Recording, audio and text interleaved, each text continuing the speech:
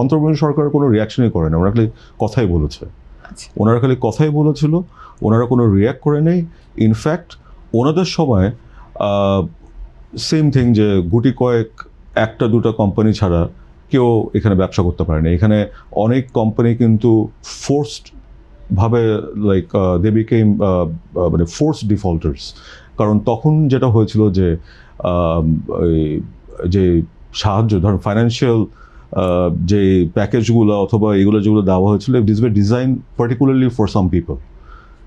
কিরকম, যেমন আমি যদি বলি, নর্মালি এই ধরনের অভিযোগ বরাবরই এসেছে যে অন্তর্বর্তীকালীন সরকারের সময় বেসরকারি খাতের কোনো ব্যবসায়ীরাই কোনো প্রকার সুযোগ সুবিধা পায়নি, কিন্তু আপনি যেটা বলছেন সেটা হচ্ছে এক দুইজন বা পার্টিকুলার কিছু মানুষ পেয়েছে।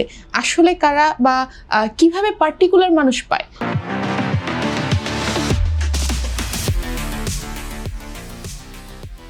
সরকারের সাথে যারা সম্পৃক্ততা ছিল ওনারাই পেয়েছে ওই অন্তর্বর্তী সরকারের সময় যারা ছিল।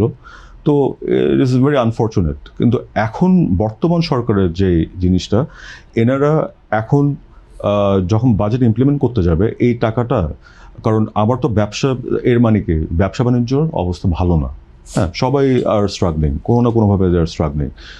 সো প্রেজেন্ট গভর্নমেন্ট যে উদ্যোগ, যেটা শুরুতে বলেছিলাম ফ্যামিলি কার্ড, তারপরে যেসব উদ্যোগ নিয়েছে farmers card, these are good steps.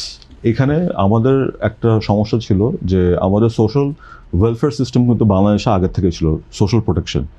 কিন্তু এখানে যেটা আমরা সবসময় দেখতাম যে টার্গেটে যাদের পাওয়ার কথা ছিল ওনারা কিন্তু পেত, কিন্তু অনেক ক্ষেত্রে ধরেন একজন রেসিপিয়েন্ট উনি 10 বছর আগে মারা গিয়েছে, হ্যাঁ, কিন্তু ওনার ফ্যামিলি কিন্তু এটা ইনফর্ম করতো না যে উনি মারা গিয়েছে।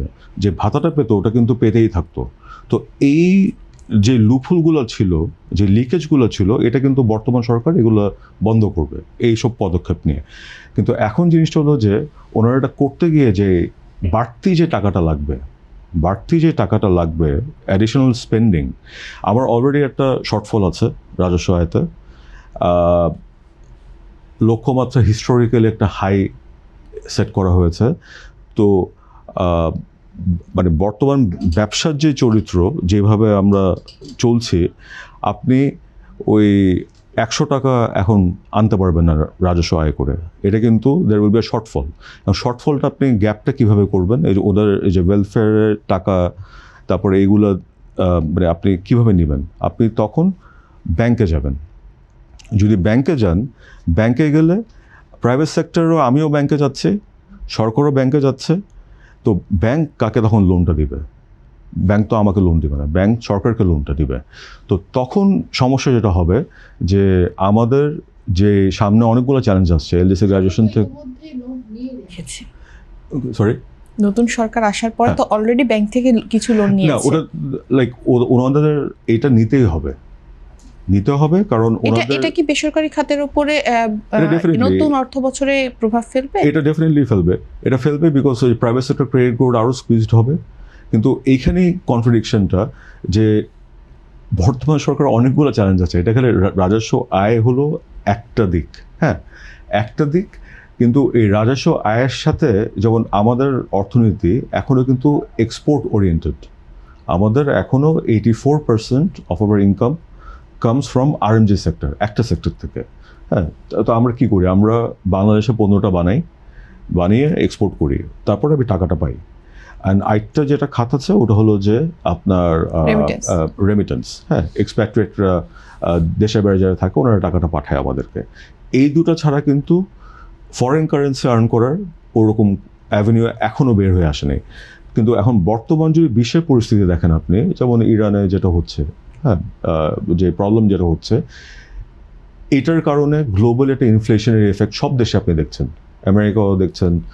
আমেরিকায় সিপিআই ডাটা লাস্ট উইক যেটা রিলিজ করা হলো 3.8, ওদের টার্গেট ছিল 3.5, হ্যাঁ, বাট দ্য ইজ 3.8। ইউকেতে সেম জিনিস, ইভেন সাউথ ইস্ট এশিয়া, হ্যাঁ, ইন্ডিয়ার মতন দেশেও আপনি যদি দেখেন, সাউথ এশিয়াও যদি দেখেন, এখানেও কিন্তু জিনিসপাতির দাম অসম্ভব বেড়ে যাচ্ছে। তো যখন বেড়ে যাবে তখন তো ইনফ্লেশনের এফেক্ট হবে। আমার যে শার্ট যেটা আমি বাংলাদেশ থেকে বানিয়ে ধরেন আমেরিকা এক্সপোর্ট করলাম, আগে যদি 10টা বিক্রি হতো আমার, একটা দোকান থেকে, ওখানে কিন্তু 5টা বিক্রি হবে। যদি 5টা বিক্রি হয় আমার তার মানে এখানে অর্ডার কমবে। অর্ডার যদি কমে তার মানে আমি ফুল 100% ক্যাপাসিটিতে আমার ফ্যাক্টরি চালাতে পারবো না। তো আমি অটোমেটিক্যালি একটা ফাইন্যান্সিয়াল ক্রাইসিসে পড়ে যাব। ওটার সাথে কিন্তু বর্তমান সরকারের কোনো সম্পর্ক নেই এই জিনিসটার সাথে। এটা কিন্তু global scenario, but they have inherited this. At the same time ইরানের যুদ্ধের জন্য তেলের দাম বেড়ে গেছে। তেলের দাম যখন বেড়ে যাবে ন্যাচারালি এটার কিছু এফেক্ট থাকবে, যেমন ফার্টিলাইজারের দাম বেড়ে যাবে। তারপরে আমাদের এখানে transportation, logistics, one of the most crucial জিনিস ব্যবসা, মানে এক্সপোর্ট ওরিয়েন্টেড ইন্ডাস্ট্রির জন্য আমার এখানে এটার দামও বেড়ে যাবে। অভ্যন্তরীণ অর্থনীতিতে বাসের যে মানে ফেয়ার, এটাও বেড়ে যাবে, ট্রেনের ফেয়ার বেড়ে যাবে। কৃষক যে পণ্য যেটা উৎপাদন করবে এই ডিজেল দিয়ে, ওনারও উৎপাদন খরচ বেড়ে যাবে।